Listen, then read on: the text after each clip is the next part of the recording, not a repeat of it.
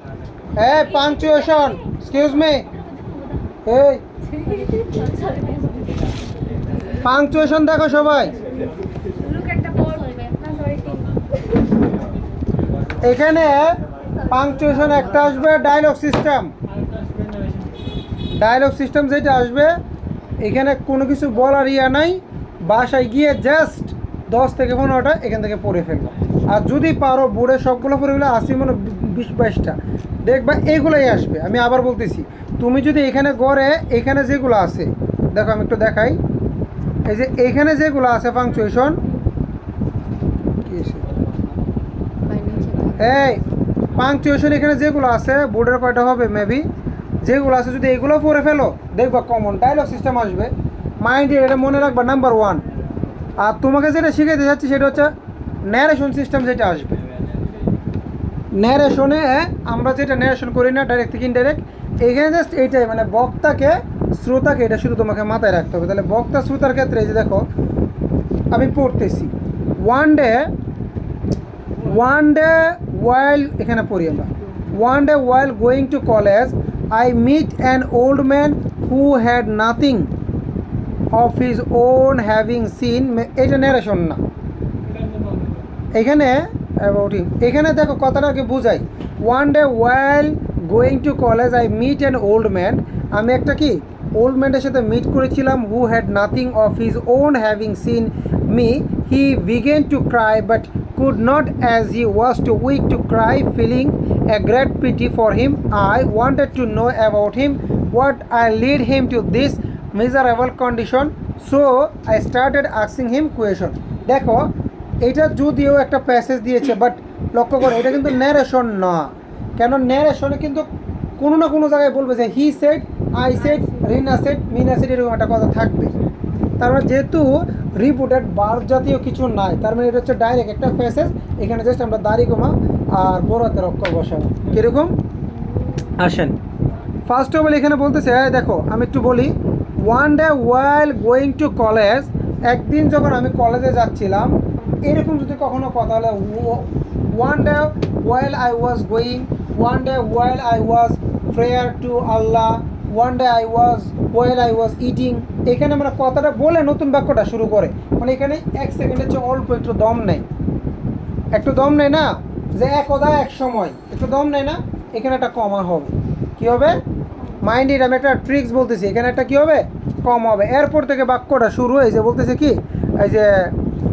কই কলেজের পরে যে I meet an old man, আচ্ছা এখানে কিন্তু ফুল স্টপ হওয়ার কথা। আমি একটা কেন দেন আগে বুঝো, আমি একটা ওল্ড ম্যানের সাথে সাক্ষাৎ করেছিলাম, শেষ না বাক্য, কিন্তু ফুল স্টপ কেন হয় নাই? আমরা জানি দুইটা বাক্যকে এক করে কে ওটা, ফুল স্টপটা উঠাই, কানেক্টর কিন্তু দুইটা বাক্যকে এক করে ফেলতে পারে, যে হু, তাহলে হু দেওয়ার কারণে ফুল স্টপটা আর হবে না। সাজিদ যখন মাঝখানে হু বা হুইচ দেয়, একটা দুইটা সেন্টেন্সকে যখন একসাথে আমরা কানেক্ট করব, মাঝখানে যখন হু বা হুইচ অ্যাড করে তখন ওইখানে আর ভুলে ফুল স্টপ হবে না, কারণ পরের বাক্যটাও এটার সাথে কানেক্টেড হয়ে গেছে। আমি এই বিষয়টা ক্লিয়ার করতে পেরেছি, হু, হুইচ অ্যান্ড দ্যাট এগুলো ইউজ করে।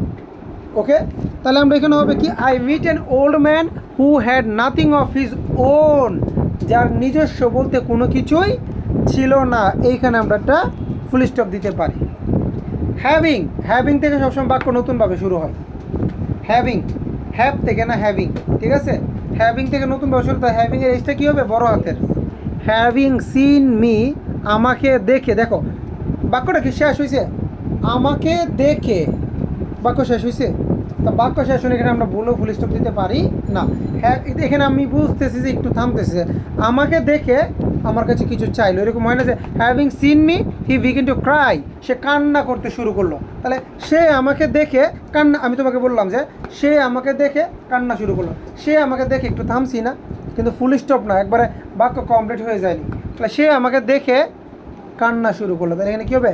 এই সিন মি কমা হবে হি বিগেন টু ক্রাই, সে কান্না করতে শুরু করলো, এইখানে হওয়ার কথা ছিল ফুল স্টপ, কেন ফুল স্টপ হয় না, বাদ দেওয়ার কারণে, কানেক্টর দিয়ে যে আবার বাক্যটাকে এক করে ফেলছে, he began to cry but could not, কিন্তু পারলো না, এইখানেও কিন্তু ফুল স্টপ দেওয়ার কথা ছিল, কেন দেয় ওই অ্যাজ দিয়ে আবার কানেক্ট করে ফেলছে, অ্যাজ সে কান্না করতে চাইলো বাট কুড নট, কিন্তু পারলো না, as he was too weak to cry. সে যেহেতু মানে কান্না করতে, সে যেহেতু খুব দুর্বল ছিল তাই সে কান্না করতেও পারলো না। এরপর বলছে feeling a great pity for him, তার প্রতি মায়া লেগে গেল। তার প্রতি কী করলো, যে feeling a great pity or, আচ্ছা এখানে বলছে তার প্রতি মায়া লেগে গেল, I wanted to know about, আমি তার সময় জানতে চাইলাম, তার প্রতি মায়াই পড়ে, এখানে একটা কম হবে যে feeling a great pity for him, মানে তার প্রতি মায়া, আমি তোমরা বললাম যে তার প্রতি মায়া লেগে গেছে, পরে আমি তার সম্পর্কে জানতে চাইলাম, তার প্রতি মায়া লেগে গেছে, কথা কিন্তু শেষ হয়নি, ঠিক আছে, চাইলে শেষ করা যায়, ঠিক আছে, কিন্তু এখানে আমরা এতটা বিরত, আমি যদি তোমার কখনো বলি যে লোকটার প্রতি পরে মায়া লেগে গেছে, তাই আমি দেখো এখানে কিন্তু বেশিক্ষণ থামি নাই, যে লোকটার প্রতি মায়া লেগে গেছে, যদি এটা বলে আমি থেমে যেতাম তাহলে পুলিশটা, যে তার প্রতি মায়া লেগে গেছে এবং কি I wanted to know about him what lead him to this miserable condition, এটা বোঝা যাচ্ছে। হিমের পরে এখানে কমা দিব, I wanted to know about him, about হিমের পরে একটা ফুল স্টপ হইতে হয় নাই কেন, হোয়াটের কারণে, what lead him to this miserable condition, এখানে ফুল স্টপ, ঠিক আছে। এরপর সো বলছে না, সো বা দাজের পরে অলওয়েজ একটা কমা, সো বা দাজের পরে অলওয়েজ কি একটা comma, I started asking him some question, এখানে কোয়েশন থেকে আবার কেউ প্রশ্নবোধক বসাই দিও না, কারণ এটা শুরু হয়েছে কি দিয়ে, সাবজেক্ট দিয়ে, তার মানে এটা কি প্রশ্নবোধক, এটাও অ্যাসার্টিভ, লাস্টে ফুল স্টপ ওরা দিয়ে দিছে, ওরা যেটা দিয়ে দিবে এটা 100% পিওর, এটা সত্য, এই ফুল স্টপ বাক্য মানে মার্কগুলো তোমরা কেউ চেঞ্জ করবে না, ওরা যেটা দিবে এটা পিওর, এটা একদম বিশুদ্ধ, ঠিক আছে স্যার। নাম্বার 1 পয়েন্ট হচ্ছে এইটা, এটা হচ্ছে ন্যারেশন ছাড়া যদি আসে, আসবে তোমাদের এই নিয়মটা, আশা করতেছি এই নিয়মটা 99% বাগ এটা আসে। এখন আরেকটা কথা বলি, যেহেতু ইংলিশ ফার্স্টটা সহজ বললে ভুল হবে, এত সহজ করছে, আমি বললাম না, যদি মনে করো অঙ্কের মতো এখানে 100 পাওয়ার কোনো থাকতো, ফ্যাক্ট থাকতো বা খুশি হইলে অনেক টিচারে দিতেও পারে অনেককে 100, যদি লেখার মতো লিখে আসে, তুই যেটা বুঝছিস সেটাকে আমি বুঝি না, যদি মনে করো এইখানে তোমার 100টার কোনো স্কোপ থাকতো 100ই দিত, কেন মনে করো মানে যারা লিখছে আর কি, যারা সারা বছর বা 2 বছর কি ঘোরার ডিম পড়ছে না কিছু, তো যারা মোটামুটি পড়ছে তারাই 80-র উপর তুলতে পারবে, আর যারা ভালো করে পড়ছে ইংলিশের জন্য প্রিপারেশন নিচ্ছে, এতে তো 90 একদম চোখ বন্ধ করে বলা যায় যে 90 আসবে, কিন্তু 90+ এদের আসতে বাধ্য,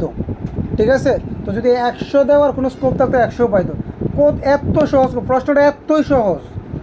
একদম টু মাচ ইজি করে ফেলছে। এখন একটু ইনডাইরেক্টলি চিন্তা করো তো, ইংলিশ সেকেন্ডটা যে বলতেছি সহজ করবে আশা করি, যদি এটার ফলটা ওইখানে পুষাই দেয়, বাংলা দ্বিতীয় সহজ করছে, বাংলা প্রথম কঠিন করছে, তোমরা কিন্তু চিন্তা ভাবনা করে পড়াশোনা করবা, ঠিক আছে, সবগুলোই বলে দিচ্ছি তোমাদেরকে,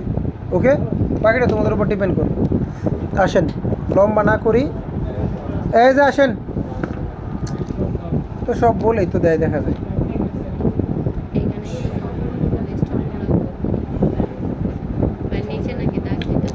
একটা কাজ করো, ন্যারেশন তো বুঝোই,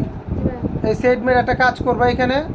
এখানে যে বুট কোয়েশনগুলো আছে সবগুলো প্র্যাকটিস করে চলে যাই, ওকে, ন্যারেশন থেকে আসার সম্ভাবনা খুবই কম, আর আসলেও 2-1টা তো বুঝোই তোমরা, শুধু সিল্লাই লাভ নেই, সিল্লাই মার্কেট পাওয়া যাবে বলেন তাহলে।